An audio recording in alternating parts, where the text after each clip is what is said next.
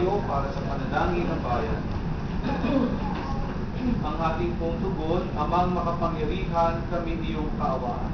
Amang makapangyarihan, kami iyong kaawaan. Nung binyagan ng aming kapatid na si Benita sa kanyang pinunabing din ng buhay na walang hanggan, naway umani ito ng pagkabuhay sa piling ng mga banal sa kalangitan, manalangin tayo sa Panginoon. Amang makapangyarihan, kami iyong kaawaan.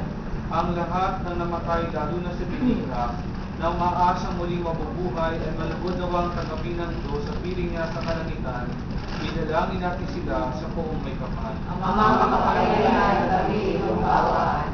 Ang lahat ng ating mga kapatid na narito, ang mga nagdadalang hatid na lulumbay, at ang lahat ay kiramay, ay magkasama-sama nawa sa langit at tahanan, idalangin natin sila sa poong may kapal.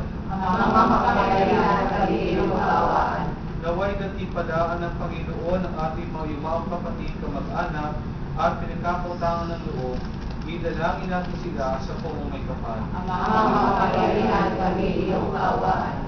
Ama namin mapagkalinga, pagkalumos sa lahat at nagmamahal kay Kristo, ang muling pagkabuhay sa piling mo, kasama anak ng Espiritu Santo, magpasawalang hanggan. Amen.